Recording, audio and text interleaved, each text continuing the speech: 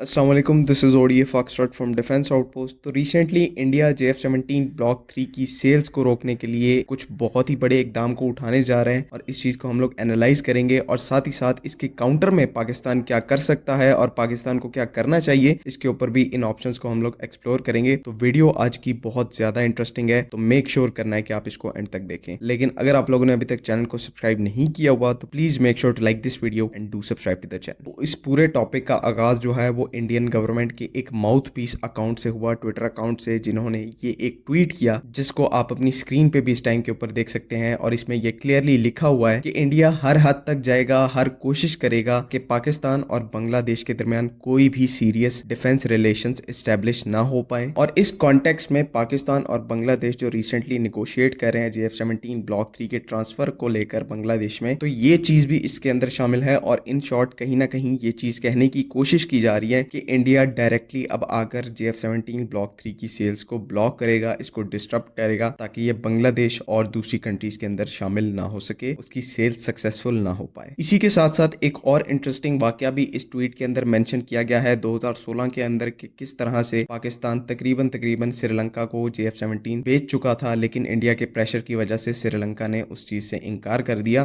तो इसको भी हम लोग वीडियो में आगे चल के थोड़ा सा इस इंसिडेंट को भी डिस्कवर करेंगे, इसको भी डिस्कस करेंगे। लेकिन जहां तक पाकिस्तान और बांग्लादेश के इस टाइम के ऊपर ग्रोइंग डिफेंस रिलेशन की बात करें तो शेख हसीना वाजिद के तख्ता पलट के बाद पाकिस्तान ने भी पूरी कोशिश की कि बांग्लादेश के साथ तमाम तरीके के डिफेंस और स्ट्रेटेजिक डिप्लोमेटिक रिलेशंस को इस्टेब्लिश किया जाए, और बांग्लादेश की तरफ से भी बहुत अच्छा रिस्पॉन्स आया। और इवन हमने कुछ ही दिनों पहले देखा कि बांग्लादेश की मिलिट्री, उनकी जो हाई लेवल मिलिट्री डेलीगेशन है, उसने पाकिस्तान का दौरा किया, पाकिस्तान के air chief, army chief, naval chief, तीनों सर्विसेज चीफ से मुलाकात की, इंपॉर्टेंट डिस्कशंस हुई। JF-17 ब्लॉक 3 की प्रोक्योरमेंट को लेकर बहुत ज्यादा अहम डिस्कशन हुई, साथ ही साथ ज्वाइंट ट्रेनिंग, बायलैटरल रिलेशंस को लेकर। तो ये एक बहुत बड़ा स्ट्रेटेजिक चेंज था और एक डायनामिक शिफ्ट था कि किस तरह पहले बांग्लादेश जो है वो प्रो इंडिया स्टेट हुआ करता था, हर मामले में वो लोग इंडिया का साथ देते थे, चाहे वो रीजनल कोई भी स्टेप हो या फिर पाकिस्तान के अगेंस्ट में हो, हर तरह से पहले बांग्लादेश जो है वो इंडिया के साथ, इंडिया के नैरेटिव की हिमायत करता था। लेकिन शेख हसीना के जाने के बाद वो सब कुछ उलट हो गया और फाइनली बांग्लादेश और उसके लोगों के ऊपर जब हकीकत खुली तो आप ये सब जो एक्शंस हैं, इस टाइम के ऊपर स्ट्रेटेजिक चेंजेस आ रहे हैं बांग्लादेश और इंडिया के रिलेशंस में, और स्पेशली बांग्लादेश और पाकिस्तान के रिलेशन में, ये सब चीजें आपके सामने हैं। यहाँ पर मैं आपको एक और इंटरेस्टिंग पॉइंट ऑफ व्यू दूं तो आप सबको याद है कि पिछले 5-10 सालों में JF-17 ब्लॉक 2 ब्लॉक 3 को बहुत ज्यादा हाईलाइट किया जा रहा है मीडिया में। इस एयरक्राफ्ट को सोशल मीडिया के दौर में, मॉडर्न टाइम्स में बहुत ज्यादा कवरेज मिल रही है, और साथ ही साथ ये तो हो ही रहा है, इसके साथ साथ इंडिया की जो प्रोपेगेंडा मशीनरी है उसने इस एयरक्राफ्ट को नीचे गिराने के लिए, इसकी रेपुटेशन को गिराने के लिए कोई भी इकदाम नहीं है जो कि इस टाइम के ऊपर ना किया हो। हर तरीके के fake articles, fake publications JF-17 के खिलाफ वो तक पब्लिश की गई हैं, और पूरे तरीके से इस एयरक्राफ्ट को, इसकी सेल्स को रोकने के लिए इंडिया ने IT सेल्स को इस्टेब्लिश किया हुआ है, ताकि JF-17 की रेपुटेशन है उन कंट्रीज के सामने, उनकी पब्लिक के सामने, उस चीज को गिराया जाए। लेकिन इन सब चीजों के बावजूद, इतने एक्सट्रीम प्रोपेगेंडे के बावजूद, हालत इंडिया की अब यह है कि इस टाइम के ऊपर इंडिया JF-17 ब्लॉक 3 या ब्लॉक 2 की सेल्स को है वो नहीं रोक पा रहा, और इसकी सेल्स जो है वो एक्सपोनेंशियली ग्रो करने वाली हैं। आपके सामने जो श्रीलंका का वाकया है वो एक खुली किताब है, किस तरह से 2016 के अंदर इंडिया ने हर चीज को, हर डिप्लोमेटिक टूल को यूज करते हुए श्रीलंका को प्रेशराइज किया कि उनको JF-17 नहीं बाय करना। इवन दो श्रीलंकन एयरफोर्स पूरी तरह से JF-17 एयरक्राफ्ट को सर्टिफाई कर चुकी थी, उससे इंप्रेस थी और इसको अपनी सर्विस में इंडक्ट करना चाहते थे, लेकिन डिप्लोमेटिक प्रेशर की वजह से और उस टाइम की जो श्रीलंकन गवर्नमेंट थी वो इंडिया के काफी ज्यादा नीचे थी। तो इन सब की वजह से श्रीलंका ने सडनली JF-17 को अक्वायर करने का जो प्लान है उसको अबेंडन कर दिया था, और इस तरह से ये डील जो है वो नहीं हो पाई थी। लेकिन अगर आप फास्ट फॉरवर्ड करके आज की सूरत-हाल को देखें तो श्रीलंका के अंदर बिल्कुल ही नई गवर्नमेंट आई है, उनके जो नए प्रेसिडेंट हैं, उनकी जो नई गवर्नमेंट है वो प्योरली न्यूट्रल है, और श्रीलंका के लिए वो इकदाम उठाना चाह रही है जो उनकी सॉवरेनिटी की गारंटी दे सके। इसी के चलते श्रीलंका ने पाकिस्तान के साथ JF-17 की सेल्स को लेकर दोबारा रिवाइवल की कोशिश की, और पाकिस्तान को ये प्रेस ऑन किया कि दोबारा से उनको JF-17 की डील जो है उसको प्रोवाइड प्रोवाइड किया जाए। इसी मामले में श्रीलंकन एयरफोर्स के जो चीफ हैं उन्होंने स्पेशली पाकिस्तान का विजिट किया, एयर हेडक्वार्टर्स का दौरा किया। स्पीयर्स ऑफ विक्ट्री में श्रीलंकन डेलीगेशन ने पार्टिसिपेट किया। JF-17 ब्लॉक 3 की इनिशियल इंस्पेक्शन वहां पे की गई। तो इस चीज के काफी ज्यादा फिजिकल और कंक्रीट एविडेंस मौजूद हैं इस टाइम के ऊपर कि श्रीलंका अब क्योंकि उनके मुल्क से इंडियन इन्फ्लुएंस खत्म हो चुका है, तो श्रीलंकन एयरफोर्स जो है वो डेस्परेट और एंशियस है JF-17 ब्लॉक 3 को अक्वायर करने के लिए। और इंशाल्लाह इसी पेस से अगर चीजें चलती रहीं तो अगले कुछ ही महीनों में या एक साल के अंदर आपको ये कंफर्मेशन भी मिल जाएगी कि श्रीलंका भी JF-17 ब्लॉक 3 को अक्वायर कर रहा है। तो यहाँ पर भी इंडिया को बहुत बुरे तरीके से फेलियर का सामना करना पड़ा